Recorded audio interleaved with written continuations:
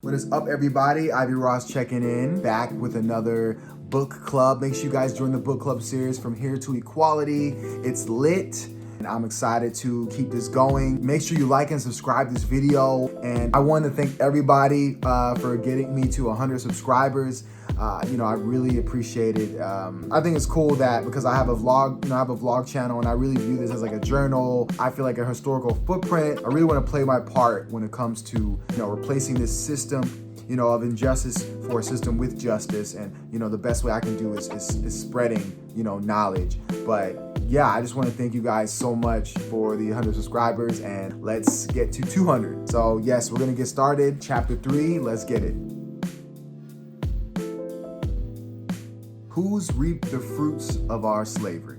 Chapter 3 begins, slavery has long been identified in the national consciousness as a Southern institution. The time to bury that myth is overdue. Slavery is a story about America, all of America, the nation's wealth from the very beginning. Everyone thinks that slavery was only in the South and somehow the North was just a, safe haven. This chapter is going to break down on how that's a complete lie. So this chapter is devoted to an analysis of how white Americans benefited from unmerited privileges that flowed from the institution of slavery, particularly the impact on the development of the American economy. Elites and non-elites alike, together with the panoply of entitlements still present today, figures into the reparations calculations. In their important and accessibly written book, Complicity, How the North Promoted, Prolonged, and Profited from Slavery. This book mentions a lot on how the North was involved with slavery. Just some crazy information here. Most Americans associate slavery only with the Southern states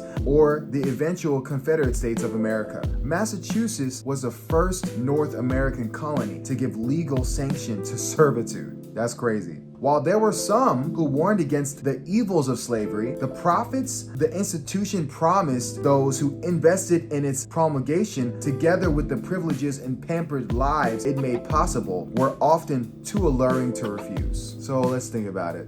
Okay, yeah, there's humans and we get to dehumanize them, separate them from their family, rape the wives and the children, completely strip them down till they die of exhaustion. But there's a lot of money involved and I can benefit from that. So yeah, let's do it. I don't know. Anyway, I continue.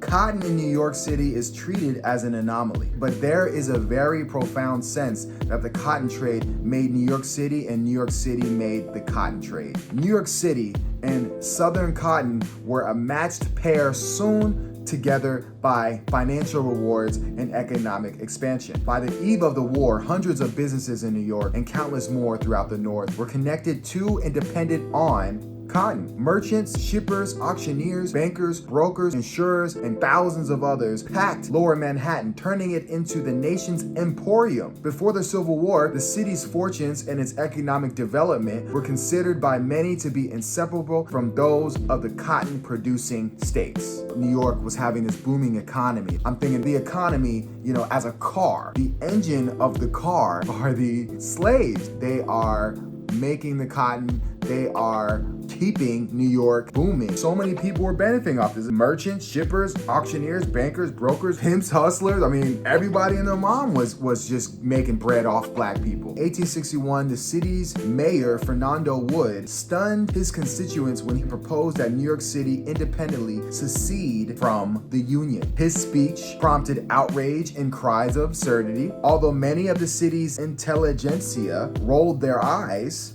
Wood's proposal made a certain kind of sense, particularly if one understood that the lifeblood of New York City's economy was cotton, and cotton was a product most closely identified with the South and its defining system of labor, the slavery of millions of people of African descent. Slave-grown cotton is in great measure the root of New York's wealth.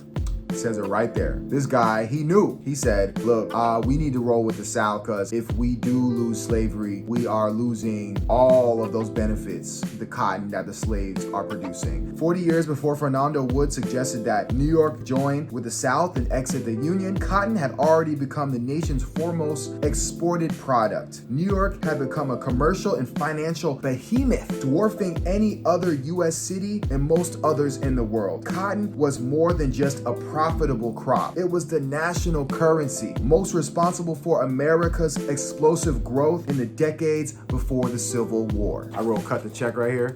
That says cut the check. Cut the check. Read that. I say cut the check. This has got to be the biggest robbery of human history. The slave trade and slavery laid the economic foundation for what is now one of the richest countries in the world. All those who subsequently migrated to the United States have moved to a country whose contemporary promise of opportunity is anchored in its history of exploitation of Black lives. The slave trade and slavery extended their tendrils into every fissure of the American economy, producing a hothouse effect that created vast national wealth. America's economic success was built by the unrelenting enslavement of Black people. To me, I'm ready to close the book.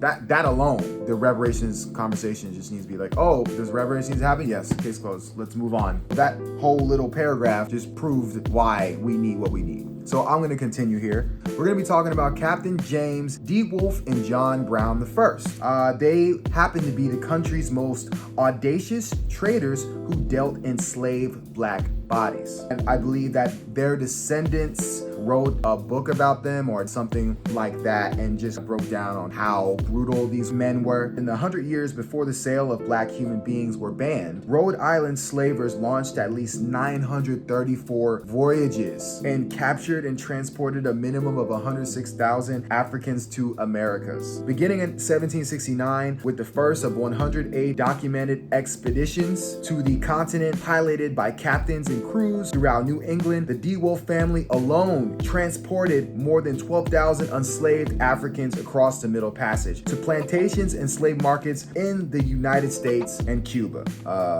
The D. Wolfe family, they have to be somewhere like in hell right now, burning up. After 1808, when the law abolishing the importation of enslaved people, but not the right to slave owning, was passed, buying and selling Black bodies violently imported from abroad simply went underground. So they were just bringing over thousands of people on the low, I guess. By then, an elected national official, U.S. Senator James D. Wolfe, curried favor with President Thomas Jefferson to continue the trade after it was outlawed. The D. Wolfe's family's own research reveals that by 1812, their ancestors owned more ships than the U.S. Navy and conducted their perilous illegal voyages to import Black bodies, most likely until 1820. This just tells me the government was just built by a bunch of thugs. So people that say, oh, our founding fathers, honestly, I could give up. By 1860, 10 major cotton producing states in the South, home to 2.3 million enslaved Africans living on 75,000 cotton plantations, produced 66% of the world's cotton, and raw cotton accounted for more than half of all U.S. exports. Great Britain, France, the Netherlands, Switzerland, Germany, Russia, Italy, Spain, and Belgium were all dependent on U.S. slave-grown cotton by the end of the 18th century. Guess what? All those countries I just named, y'all owe us too. Once we are done getting that check from U.S. government, y'all are next. So just know you on the list. From the very beginnings, America's greatest universities also were connected closely to slavery and the slave trade. The college in the English colony of Rhode Island and Providence plantations took its new name, Brown University, after Nicholas Brown made a major gift to the institution in 1804. The Browns were members of the Newport and Providence merchant elite who trafficked heavily in the interlocking trade in slaves, molasses, and rum. Brown University, change your name. You changed your college's name to a slave owner who gave y'all a bunch of money. Brown University, change your name right now. You guys gotta cut the check too. I continue here. John Knox Witherspoon, the only college president and clergyman who was a signatory of the Declaration of Independence, was a slave owner himself, as were many of his co-signers on the document. Witherspoon's immediate descendants were tightly interlocked with slave ownership and the further development of America's universities. When John Knox Witherspoon's son, David, died, David's human property and land was passed on to his children. In his will, the younger Witherspoon also stipulated that three of the captives be leased out and that the income from their labors be used to pay the tuition and fees for his son, John, to attend Princeton. What? They leased out 3 slaves so he could go to Princeton. That is wild. Princeton, y'all gonna have to cut the check too. I'm gonna keep it real. Reparations has to include free college tuition. 100%. That's without a doubt. End of discussion. 1838, Georgetown University avoided bankruptcy by selling 272 persons. Hey, we're about to go bankrupt, but I have some slaves. I got about all of them. Do you want all my slaves? Please don't bankrupt me. I'll give you these humans. That's crazy. These people are coming out of bankruptcy selling us. How much money were we? Like, that's nuts. Like, we were literal property. It's nuts. In the summer of 1793, 17 years after American revolutionaries declared all men are created equal, slaves began clearing land to build the first public university in the new nation. I don't need to say anything else. South Carolina College, now the University of South Carolina, shares a similar history. The campus we experience today would not exist without the labor of slaves who both built and maintained it. We brought the economy, we built the buildings, and we maintained the facilities. We are those colleges. In Chapel Hill, large numbers of slaves serviced the needs of the young men from wealthy families who attended the university, freeing them to pursue their studies or their leisure. Slave laborers liberated the professors from mundane chores and enabled them to lead lives devoted to intellectual pursuits, participate in town affairs, and spend more time with their families and their students. Slave cooks, nurses, housekeepers, and washerwomen relieved the normal drudgery of women's work for the wives of professors, merchants, and professionals. Without the unpaid labor of slaves, such elite lifestyles would have been far more costly to maintain. Thus, slave labor provided a direct financial subsidy to the university. A slave making the male professor's wife, her life easier. It gives you kind of a perspective of, when people talk about feminism and white women want to bring in black women into this conversation about feminism. Black women's oppression has nothing to do with feminism. It's completely racism, and white women benefited from that as well. Read They Were Her Property. That's all I'm gonna say. Francis Lieber, a German-born polymath legal scholar, was a professor of history and political economy from 1835 to 1856. Unlike many of his colleagues, Lieber believed that abolition was the moral course, but he tried to hide his beliefs out of fear that he would lose his position or even his life. As a form of protest, 14-year-old Tom for $4.50 a month. When other faculty and the treasurers learned about Lieber's beliefs, he was denied the college presidency, for which he was the obvious choice, and he was forced to resign in 1856. Enslaved blacks played a critical role in building the American railway system. Sometimes owners actually were reluctant to hire out their enslaved laborers because of the extreme danger associated with rail construction and train operations. They did not want to lose their property, and if they did so, they often would take out insurance policies on their property. They put car insurance on humans? That's what it sounds like they did. Racial stratification operated in the rail system with enslaved blacks, and subsequently emancipated blacks, assigned the most dangerous work. This part is like my favorite part. I'm gonna read it here. I just know that black Americans were some bad motherfuckers back then and now. Many railroads used slaves for this hazardous position, the lowest ranking on the train. Their main tasks were helping to stop the train and coupling and uncoupling cars. Brakemen lost their lives by falling off the tops of moving, swaying freight cars, especially at night or in inclement weather, while manually applying brakes on each car. Even on passenger trains, they had to jump back and forth from car to car to apply brakes. Coupling with link and pins required the brakeman to attach an oval iron link with an iron pin in a pocket at one end of one car. Stand between it and the other car and be ready to drop a pin as the new link entered the new car's pocket and avoided being crushed as the two cars came together. That sounds like some superhero shit. They didn't want white people doing that because they know that this task is damn near impossible and you will probably lose a leg or definitely get killed. But we did that.